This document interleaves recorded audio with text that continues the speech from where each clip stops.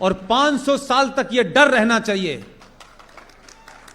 कि अगर इस देश की सनातन संस्कृति के साथ जो भी कुछ तुमने किया है, इस देश के हजारों मंदिरों को तुमने तोड़ा है, तुम मंदिर तोड़ने वालों के साथ खड़े हो, भारत के साथ नहीं खड़े हो।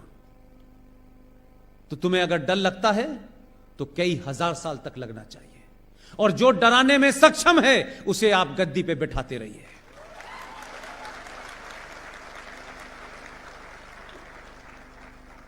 लिहाजा 5 अगस्त और 6 अगस्त को भारत के नागरिक अगर इस बात से खुश हैं कि देश में सब कुछ ठीक हो गया है, असली चुनौती आपकी 6 अगस्त के बाद शुरू हुई है। जिन्होंने 1000 साल में नहीं सोचा था कि हमारी बनी बनाई पिछले 1000 साल का डर और सत्ता चली जाएगी, वो पूरी ताकत के साथ इस देश में पलटवार करेंगे। उसकी तैयारी जारी है। इस देश को गृह युद्ध की तरफ ढकेलने की तैयारी है।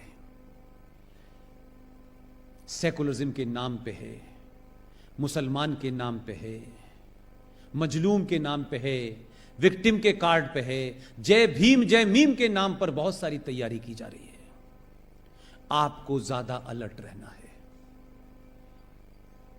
इसलिए छोटी घटना बड़ी होने वाली है, और बड़ी बड़ी घटनाओं पे चर्चा ना हो, इसके लिए भी तैयारी की गई है। और यह युद्ध साइकोलॉजिकल युद्ध होगा। इसलिए मस्जिदों से हथियार मिलते हैं तो उसकी खबर नहीं बनने दी जानी चाहिए। इसलिए सेकुलरिज्म का भूत हिंदुओं को इतना चढ़ा दो कि ये सच बात कहने से डरे। इसलिए आपको ज्यादा अलर्ट होना है। गुजरात की माओ बहनों से मेरी एक दरखास्त है, गुजरात भी इससे ग्रस्त है। कई लोगों ने मुझसे आके इस बात के बारे में चिंता जाहिर की है। किसी एजेंडे के तहत जो काम बॉलीवुड ने शुरू किया था, जिस एजेंडे के तहत गुलशन कुमार की हत्या हुई थी, जिस एजेंडे के तहत हिंदुस्तान की फिल्मों से मंदिर भजन गायब हुए और मौला रे मौला शुरू हो गया, जिस एजेंडे के तहत हर कैरेक्टर में लड़की हिंदू है और लड़का मुसलमान है, हर एजेंडे के तहत इस्लाम को ग्लोरीफाई करने की कोशिश की जा रही है, और हिंदुओं को कास्ट और गंदे तमाम जो चीजें, जो पाखंड है, उसको ऐसे दर्शाया जा रहा है कि देखो हिंदू धर्म में कितनी खराबियां हैं। उसी एजेंडे के तहत देश जागृत हुआ है और लोगों ने कंप्लेन करना शुरू कर दी है। एक घटिया सा 2 कौड़ी का प्रोग्राम आता है, बिग बॉस। उस प्रोग्राम के अंदर किसी एजेंडे के तहत ब्राह्मण लड़कियों को दिखाया गया है, और कश्मीर के मुसलमान लड़कों को एक ऐसी अवस्था में दिखाया गया है जो सार्वजनिक तौर पे आप उस प्रोग्राम में देख सकते हैं, लेकिन मैं नहीं कह सकता।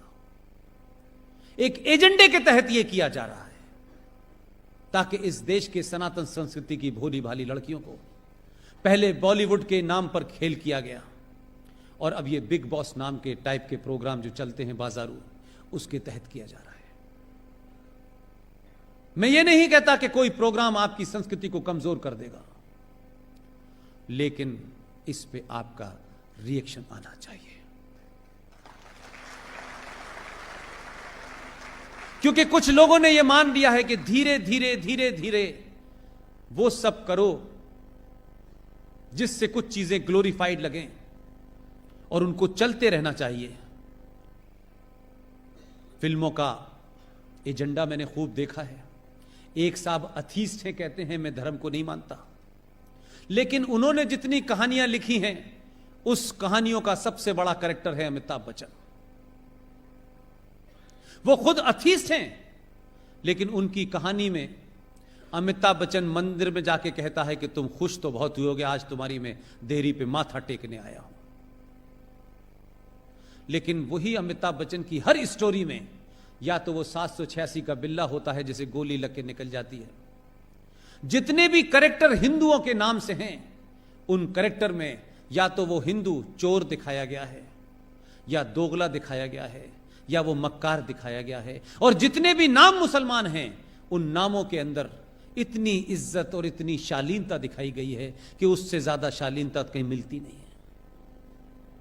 हर कैरेक्टर के अंदर उसको एक ईमानदार मुसलमान दिखाया गया है। हर कैरेक्टर के अंदर एक खास सोच को बड़ा किया गया है। और मैं नहीं कह रहा, आप सब लोगों ने अमिताभ बच्चन की फिल्में देखी हैं। इस एजेंडे के तहत छोटी सी घटना है, संजय दत्त ने बायोपिक बनाई थी, आप सब ने देखी होगी। उसी बायोपिक के अंदर एक जुमला है जिसने सब कुछ ब्लैक एंड व्हाइट कर दिया, क्योंकि उसमें कुछ झूठ नहीं है। संजय दत्त के पिताजी सुनील दत्त ने जब नरगिस से शादी करने का प्रपोजल रखा, आप जानते हैं उस वक्त के मुंबई का माफिया डॉन हाजी मस्तान ने फोन किया सुनील दत्त को और कहा कि तुम्हें किसने कहा है कि नरगिस से शादी करो, और उसको अपने उस अड्डे पे बुलाया। ये सच्ची घटना है। और उसने कहा कि मैं नरगिस को खुश रखूंगा, आप यकीन मानिए।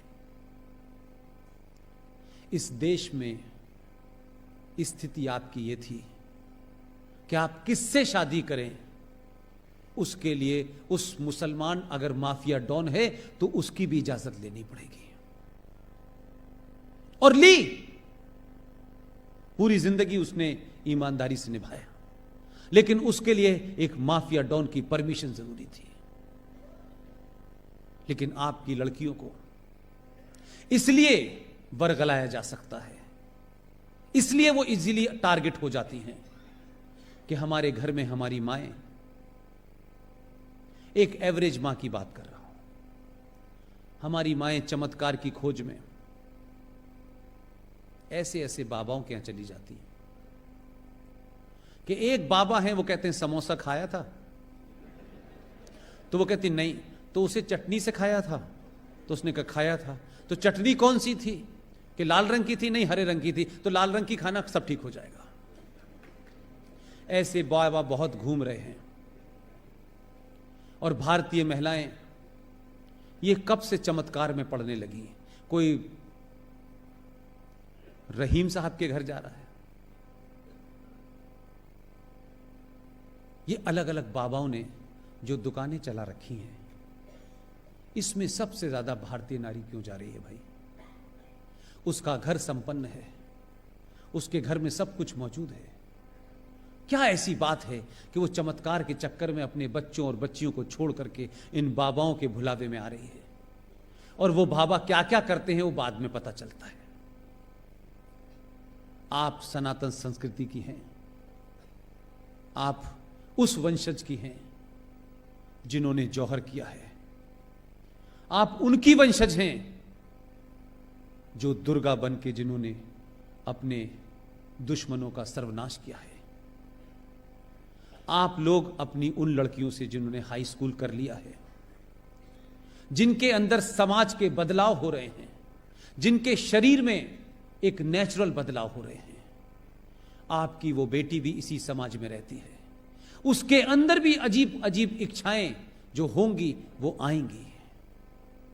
मेहरबानी करके बाबाओं के चंगुल में न जाएं, अपनी 10वीं क्लास की लड़की को अपना दोस्त समझ के उसके मन मस्तिष्क में होने वाले बहुत सारे कोतूहल को शांत करें, उसको बताएं। दोस्त बन के रहेंगी तो वो अपने मन की बहुत बातें आपसे करेगी। अगर आप सिर्फ मां बन के रहेंगी तो अपनी बात नहीं बताएगी।